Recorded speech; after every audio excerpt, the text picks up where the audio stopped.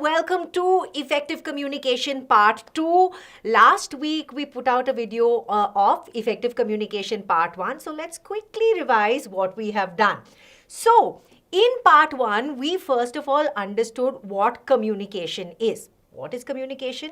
Communication is that tool that helps us to build a relationship better with the people around us. It is us trying to get a message across to the other person and the other person to understand it, right? We also said that communication is primarily of two types, which is verbal and non-verbal.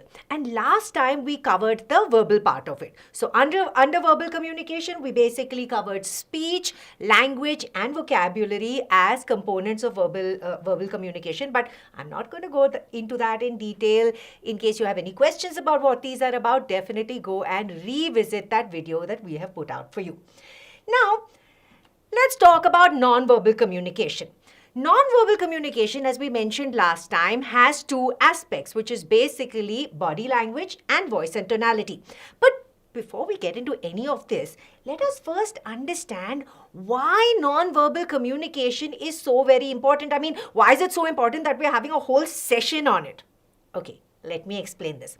Let us imagine all of communication as this big pie chart over here, right? Now, this is 100%.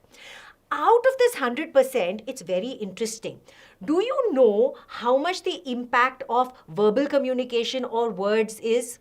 Well, you'll be surprised to know that out of this entire pie chart of 100%, the impact of verbal communication or words is actually just 7%.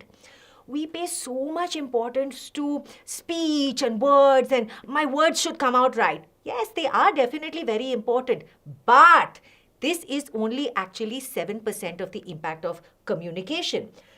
55% of the impact of communication is body language and 38% is voice and tonality. What does this mean? Body language and voice and tonality together make non-verbal communication. So 55 plus 38% gives us 93% of the impact of communication is non-verbal communication, which means that if there is ever a jhagda or a clash between verbal and non-verbal, people are going to believe non-verbal. Let me give you an example to explain this. Supposing I look at all of you, I say, you know what? Today's session is going to be a very exciting session. Now, what am I saying? I'm using the words exciting. But what is my body language like? What is my voice like? What is my non-verbal communication like? It's looking bored. So, in this case, are you going to believe my words? Or are you going to believe my non-verbal communication? Well, research says that because 93% of the impact is non-verbal communication, you will believe my non-verbal communication, right? And this is why non-verbal communication is so very important. We have to be aware of what is the message that we are giving out in terms of our body language and voice, right? Now, today's session specifically, we're going to be dealing with body language. And the next session, that is part 3, we will be talking about voice. So, moving into body language, let us understand the different components of body language. We are going to be dealing with eye contact. We're going to be dealing with gestures, posture, and facial expressions, as all of these are components of body language. Let's go into each of these in a little bit more detail. So, what is eye contact? Shh, look into my eyes.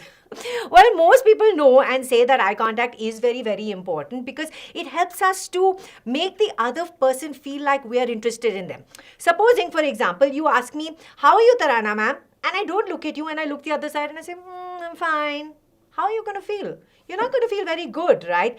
But on the other hand, if you ask me, how are you, Tarana ma'am? And I look at you and I smile, I say, I'm fantastic, thank you. How does that make you feel? That makes you feel good, right? Because it makes you feel like I'm interested in what you're asking or interested in what you're saying. So eye contact actually helps to build relationships in a much better way. It helps the other person see that you're sincere. It helps the other person see that you're honest, and therefore definitely goes ahead and builds trust. So it builds trust, it builds understanding, and builds better relationships. But I always say that any tool, okay, whether it is eye contact or anything else, basically, we should use it, but we should not overuse something. Which means I'm saying look into the eyes, make eye contact, but don't stare into the person's eyes like that. Just imagine you go to your principal's office and the principal is saying something to you and you said, Tarana, ma'am said that I must make eye contact. So you stare into the principal's eyes like that. Now the principal will probably think that you're being quite rude, right? Or maybe in our Indian culture, if we look straight into the eyes of our grandparents or some senior citizen, they're probably going to think that we're very arrogant, right? So we definitely have to keep the situation in mind. We definitely have to keep who we are talking to in mind. And I would say use eye contact majority of the time. But so 75% of the time, maybe you can use eye contact, look at the person so that the person feels that you're interested, but don't like stare into the person's eyes, because that could be quite intimidating, or maybe we give out the wrong message, right? Okay, this is eye contact. Let's move on to our next component, which is basically gestures. Now, what are gestures? Gestures are movements of the hand. So, for example, if I say, oh yeah, you're looking for that classroom is right down there. Right now, what have I done? I'm giving you a verbal message. I'm speaking with words, and then I'm using my hands to give you a better message. I'm using my gestures to support my verbal or support my words. So this automatically gives the listener or the audience a better understanding of my verbal message. It gives them more visual clarity. Okay, the classroom is that way. It gives them a visual picture, right? And it tells them a lot about our feeling, our attitude, and basically gestures are very, very helpful. But once again, disclaimer, use gestures, but do not overuse them. If you're going to use gestures for everything and you're saying, oh, you know what, I was walking on the road, then I went for a sip of water, and then my teacher wrote something on the blackboard, what are you going to do? You're going to land up distracting the other person. What is your goal? Your goal is to get the message across. So use gestures to the extent that you are supporting the verbal message, not to the extent that you are distracting someone. Otherwise, the goal of communication is not met, right? Okay, on to the third component, which is posture. Now, you must have heard your parents or your grandparents say many times, stand straight, don't slouch, sit or stand with your shoulders back. What is this? This is basically posture. Posture is basically the way we stand or the way we sit. And a good posture is spine erect, shoulders back, right? As opposed to slouching. Most people will say don't slouch. Now, why is this so important? First of all, we have to understand that posture gives out a good, confident feeling if you have good posture. Supposing I look at all of you, I slump my shoulders, my posture is not good, and I look down and I say, actually I'm very confident. Am I looking confident? Definitely not. But if I have my shoulders back and my spine straight and I say, I'm very confident, are you going to believe that? Definitely. So good posture shows confidence, shows respect, right?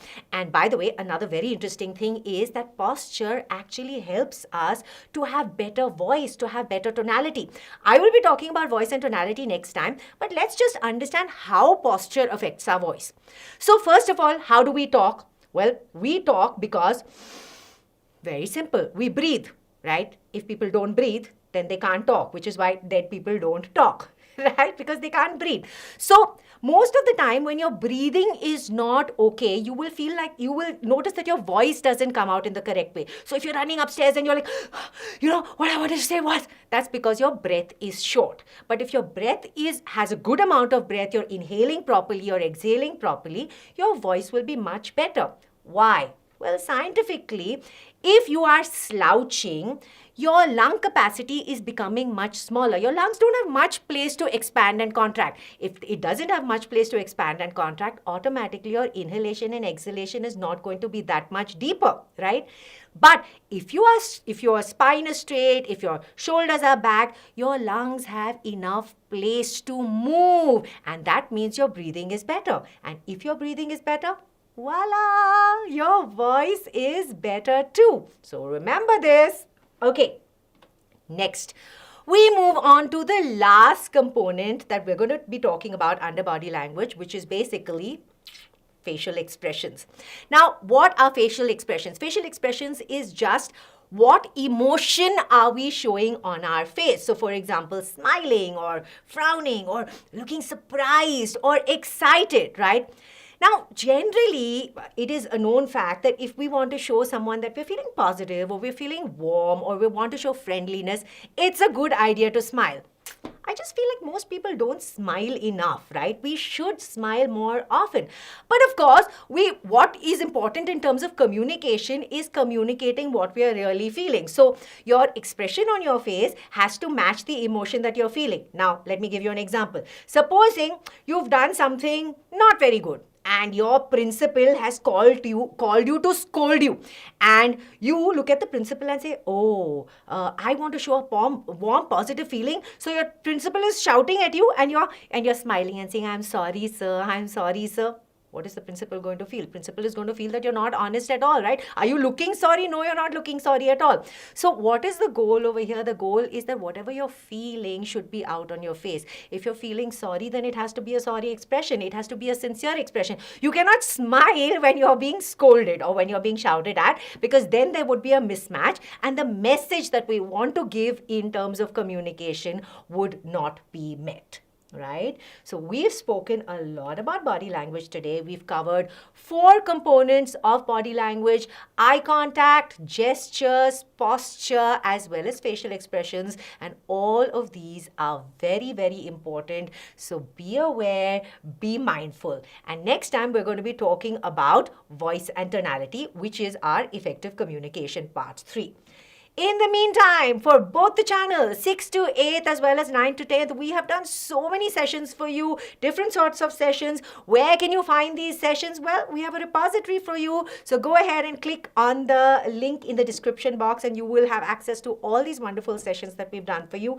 And as always, I say, please like, share, and subscribe, because all your notifications of both the channels are out there. I'm going to see you soon. Bye-bye.